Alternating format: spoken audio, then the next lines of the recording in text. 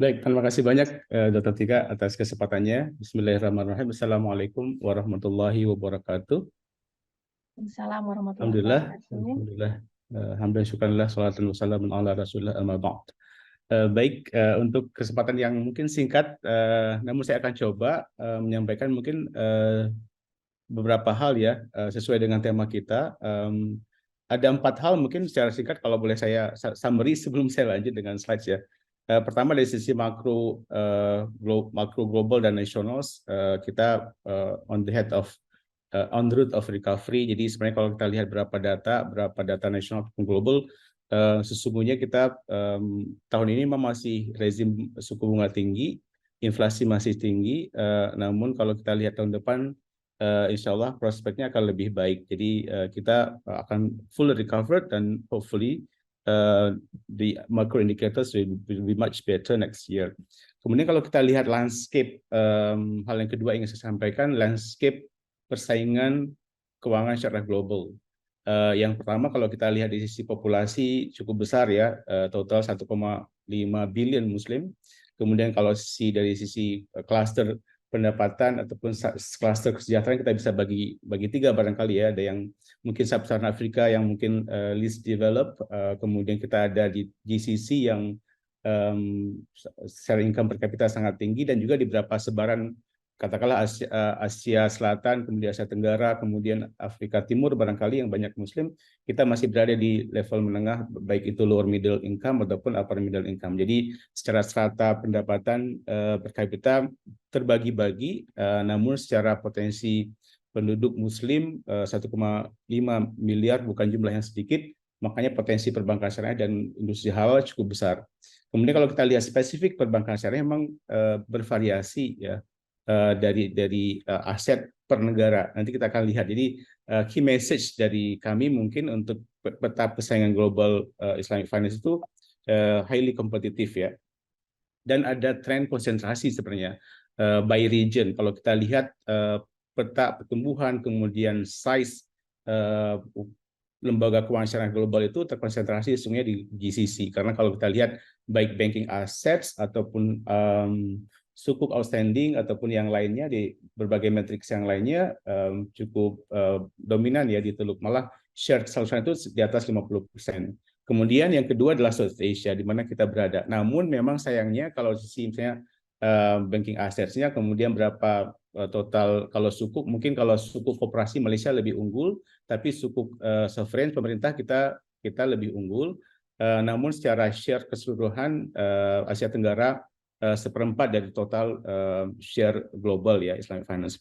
Kemudian yang lainnya selain Middle East, selain GCC ya, misalnya ada kalau kita lihat Middle East termasuk Mesir, mungkin Afrika Utara juga masuk, MENA, dan juga Asia Selatan. Nah ini pemain ataupun region ketiga terbesar. Jadi ada konsentrasi memang di 3 kawasan ini.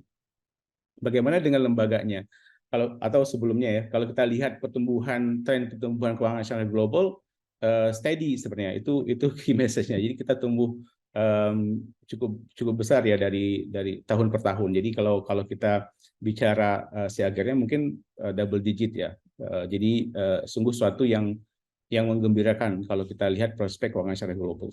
Kemudian bagaimana dengan tadi mungkin Pak Bajang sudah menyampaikan juga sedikit ya, kalau kita lihat aset.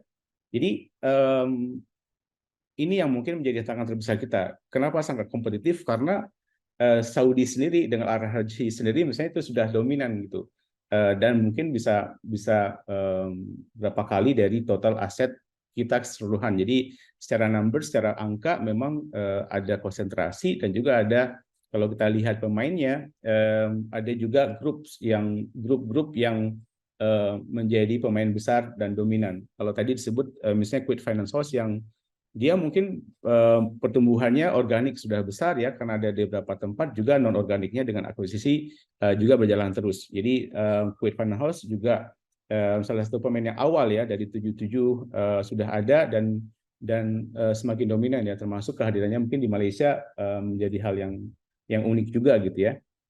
Kemudian Al-Baraka grup yang mungkin lebih diversified, tapi kehadirannya di berbagai negara ini sangat dominan, malah mungkin menjadi penggerak pertumbuhan perbankan dan keuangan syariah di beberapa negara yang mungkin tidak tersentuh selama ini. Termasuk mungkin kehadirannya di Turki menjadi trigger untuk participation banking di Turki. Jadi Al Baraka Group mungkin secara consolidate sangat besar dan juga kehadirannya juga sangat-sangat luas ya.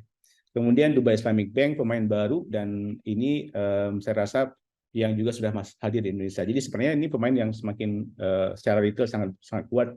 Kemudian juga secara kapitalisasinya juga cukup besar. Jadi ini konsentrasi atau kalau kita bisa katakan grup besar ya. Di samping ada Al Rajhi dan seterusnya.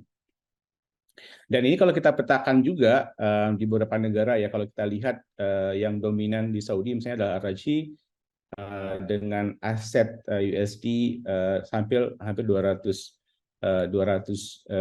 juta ya. Jadi kemudian setelahnya kalau kita lihat jauh sekali Al-Inma, kemudian Al-Bilad agak jauh ya. Jadi Al-Rajhi ini berdiri sendiri jauh dibandingkan yang lainnya. Kemudian kalau di Qatar ada Qatar Islamic Bank yang hampir sama dengan Al Rayyan ya. Kalau di UK Al Rayyan Islamic Bank grupnya dari Masraf Al Rayyan Qatar. Malaysia juga kalau kita lihat Maybank Islamic dominan, kemudian CMB dan seterusnya. Di Abu Dhabi di UAE ada Abu Dhabi kemudian ada Dubai ya dan seterusnya. Jadi kalau kita lihat dan kita mungkin kalau kita konversi ke rupiah kita bandingkan dengan aset kita masih sangat jauh. Misalnya di sini estimasi BSI masih 18 miliar sebenarnya. Jadi masih jauh dibandingkan beberapa bank ini. Jadi tantangan kita adalah mungkin kita hampir sama dengan Bank Islam ataupun HSBC Bank di Malaysia. Jadi bandingkan dengan kita Bank Islam atau kita 20 juta misalnya 20 miliar dolar 20 juta ya. Kemudian kita bandingkan dengan Raji yang 200-nya. Jadi 10 kali lipat. Jadi itu skill dan depth of competition di global market di Islamic banking. Nah, kemudian bagaimana dengan kita? Apakah kita punya peluang? Nah, sebenarnya kalau kita lihat secara fundamental tadi Pak Hari juga menyampaikan di Muamalat dan BPKH Ecosystem sebenarnya sedang bergerak bertumbuh terus dengan dana haji, potensi dana haji yang dari 5 juta mungkin akan banyak lagi calon jamaah dan ini akan meningkatkan AUM-nya dari BPKH dan itu akan punya dampak yang langsung ataupun tidak langsung kepada ekosistem perbankan dan keuangan syariah. Jadi kita punya potensi dan kita harus kembangkan itu. Nah, selain potensi internal di dalam negeri baik institusional, lembaga keuangan masing-masing, kita juga berharap dengan posisi Indonesia G20 dan juga kita Chairman of ASEAN dan seterusnya, kita juga harus sebenarnya meningkatkan meleverage kemampuan internal keuangan syariah nasional untuk bisa juga masuk ke ranah global khususnya dalam hal trade finance atau perdagangan Indonesia dengan negara mitra dagang kita. Nah, mitra-mitra kita memang secara tradisional yang terbesar masih negara-negara di kawasan Asia Timur dan Eropa dan Amerika Serikat. Nah, kebutuhan mereka untuk structure atau familiarity mereka dengan struktur keuangan syariah mungkin masih rendah. Nah, itu PR kita mungkin bagaimana memastikan produk-produk kita nanti lebih familiar di luar kepada mitra-mitra dagang Indonesia. Namun kalau kita lihat mitra kita, mitra bisnis dagang investasi Indonesia yang dari negara Muslim yang sudah familiar dengan keuangan syariah juga cukup besar sebenarnya, cukup banyak. Namun memang trade relationship kita masih sangat rendah. Hanya dengan Malaysia kita masih masuk di 10 besar, kemudian UAE jauh di bawah, Qatar dan Saudi dan Turki lebih jauh lagi dalam hal investasi. Dengan trade juga sama sebenarnya. Kalau kita lihat volume dagang kita dengan Saudi masih sangat jauh ya dibandingkan dengan Tiongkok ataupun Singapura misalnya. Jadi, nah kalau kita list down ada 13 negara ini inilah yang kita dari negara Muslim kita runutkan dan ini volume dagang kita masih sangat rendah sebenarnya ya. Dan dalam hal dalam hal hubungan kita secara bilateral berbeda-beda. Ada yang kita surplus atau sebaliknya. Jadi berbeda-beda ya. Kalau kita lihat misalnya dengan Saudi, ekspor kita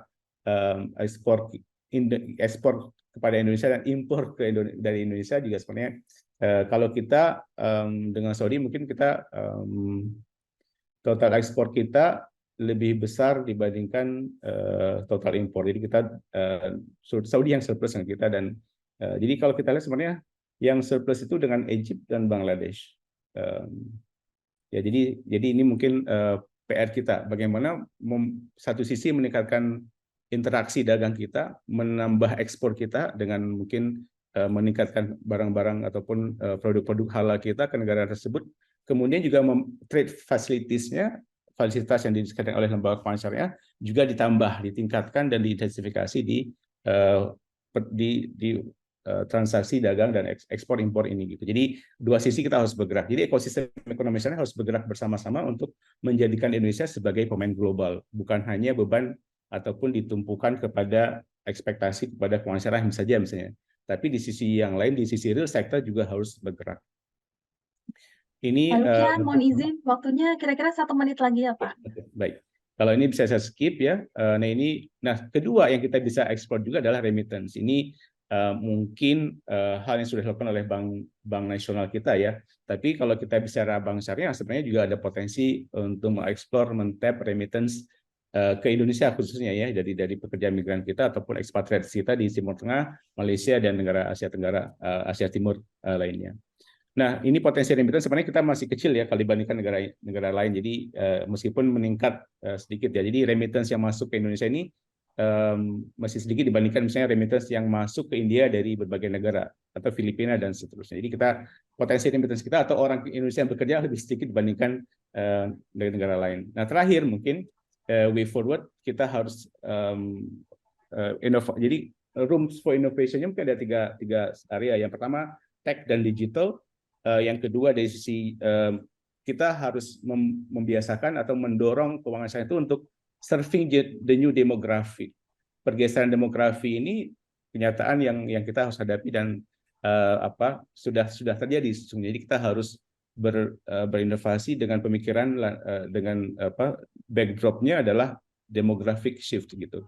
Kemudian yang ketiga, yang terakhir, ini yang paling penting menurut saya adalah keberpihakan kepada sektor real. Data ini menunjukkan bahwa kita masih rendah penetrasi kita kepada sektor real. Katakanlah perdagangan besar atau pengolahan saja. Pengolahan bank konven itu share kredit ke sektor real itu 16%. Kita hanya 6,73%. Artinya yang mereka itu porsi pembiayaan pengolahan itu sudah 16%. Atau secara keseluruhan kalau kita lihat itu totalnya itu 26%.